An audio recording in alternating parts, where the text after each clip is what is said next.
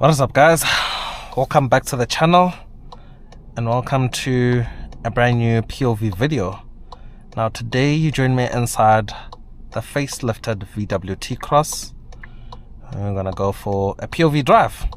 So before we get into the video, I just want to reset the trip computer. So I'm gonna reset everything. And yeah, let's see what numbers we get. Even though this is going to be a short drive, so it's kind of redundant in a way, but just out of interest sake. But yeah, big thanks to Lannie Motors, which is the local VW dealership out here in Zanin. They have supplied me with this car to do a review for you guys. So I've left their details down in the description below. If you're interested in any VW model, do contact them. So right now I'll actually go to the menu, and then before we end the video, we'll check the driving data. So yeah, this is the new facelifted T-Cross, and it's powered by the 1-liter turbo 3-cylinder with 85 kilowatts. That is around 116 horsepower and 200 Newton meters of torque. And weird enough, this is the only engine you can get on the facelift, and also paired with the 7-speed DSG transmission. There is no other configuration that you can get. This is the only setup you can go for, weird enough. Whereas with the pre-facelift, you had the 70 kilowatts 1-liter engine. You could also get it with a 5-speed manual. There was this, the 85 kilowatts 1-liter, and there was the 1.5 liter with 110 kilowatts. So I don't know, maybe at a later stage they'll introduce more engines. We'll just have to wait and see. But in terms of driving, the one thing I've noticed is the suspension just feels a bit more compliant than the one in the Tiguan R-Line that we just reviewed. I think it mainly boils down to the smaller tires and the smaller rims, because this car is riding on 18-inch rims, 215 millimeter wide tires, whereas the Tiguan is riding on 19-inch rims with 255 millimeter wide tires. So yeah, that is the main difference between the two.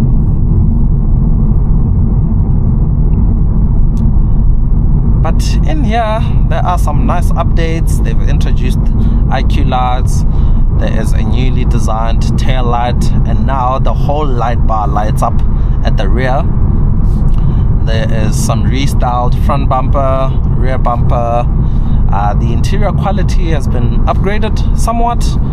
There is some leather on the front fascia of the dashboard, which also extends to the driver zone a bit. The armrest is also leather wrapped. Yeah, so some nice updates, although some bits are still cheap, like here on the top of the door card, which, yeah, it's a bit of a shame, but the quality in this car is good. The infotainment screen has also been redesigned, although the usability is still pretty much the same.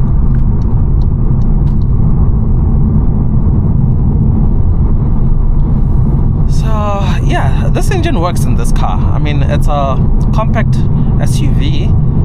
It's not all too heavy. So yeah, it's easy for the engine to get all the weight of the car going. The torque is enough. You can still pull some nice overtakes and all that jazz. But it was nice in the pre-facelift to have a more powerful option.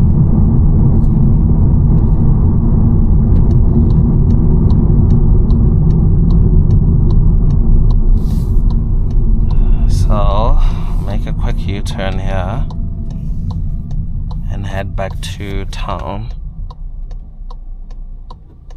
Let's see where we're standing. So our range is still 120 kilometers, and we're averaging 8 liters per 100 kilometers.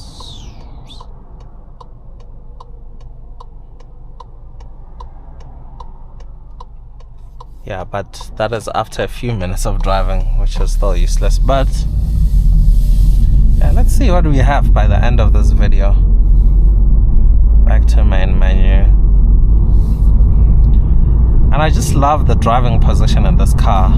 For one, the side mirrors are very large, so you have a great view from them. And being a compact SUV, you sit very tall inside here, so you have a great view outside. And yeah, it's also somewhat of a fun car to drive, I guess, because of its small size and relatively low weight.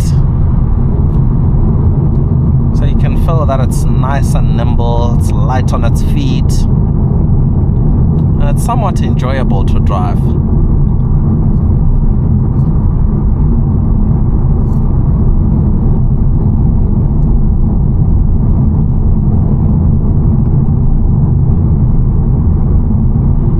So I'm gonna put my foot flat now to see how it builds momentum from 100 kilometers an hour.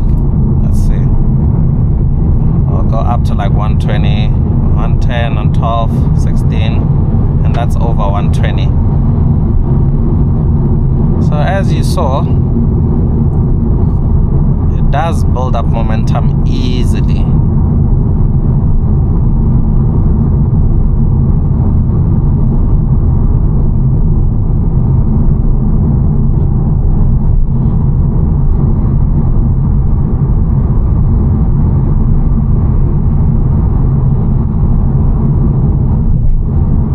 There's also a significant amount of tire noise and some wind noise, but nothing intrusive.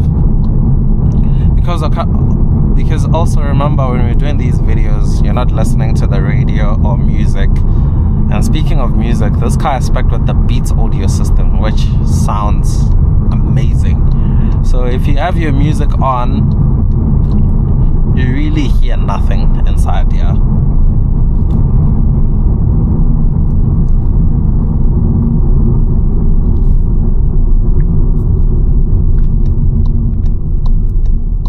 We've dropped it down to 7.6 liters per 100 kilometers.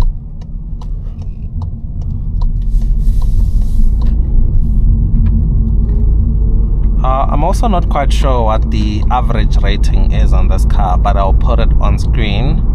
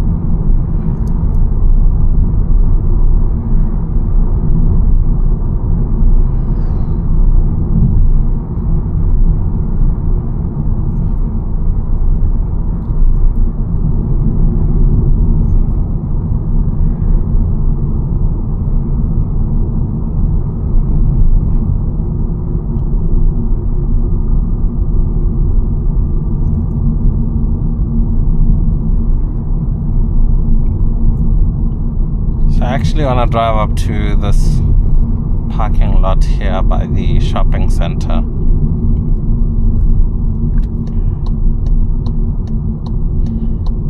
Just so we can see that maneuverability of the T-Cross.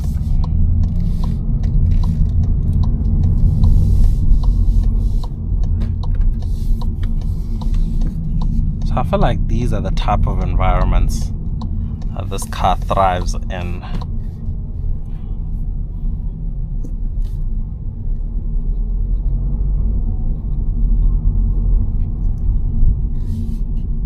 Speed humps are not a problem at all. You don't have to worry about a low riding car.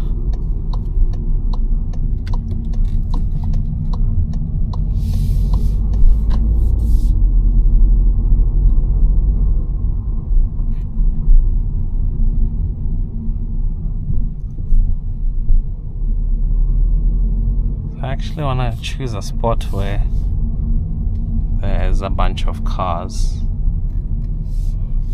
I'm just gonna turn right here.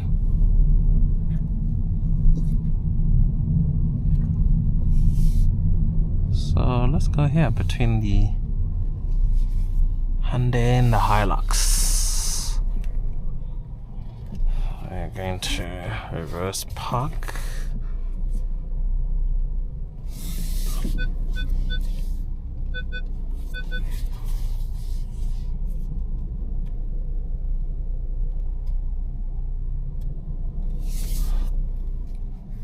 So yeah, this is the beauty of the T-Cross. It's easy to park, it's easy to drive into tight spaces. And yeah, you have no issues at all.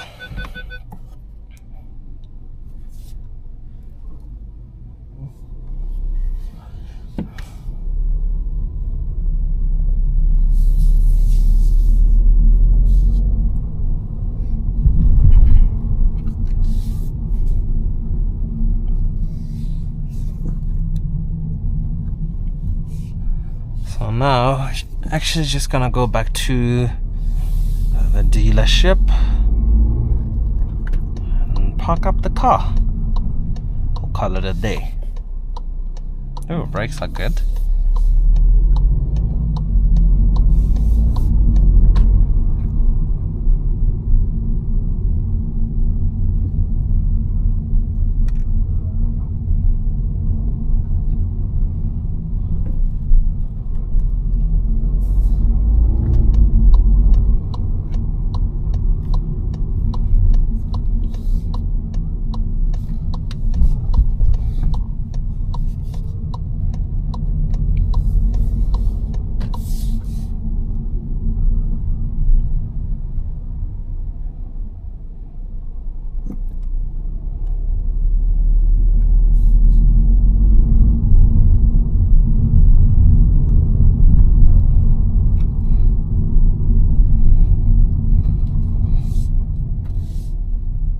These people don't know how a traffic circle works.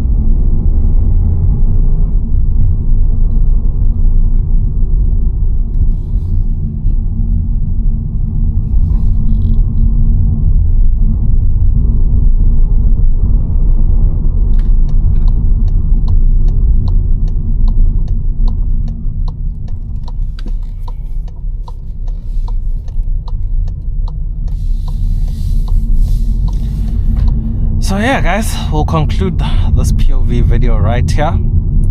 I really do hope you guys enjoyed it. Do check out the full review which follows suit shortly after this POV. Yeah, that's cheers from me.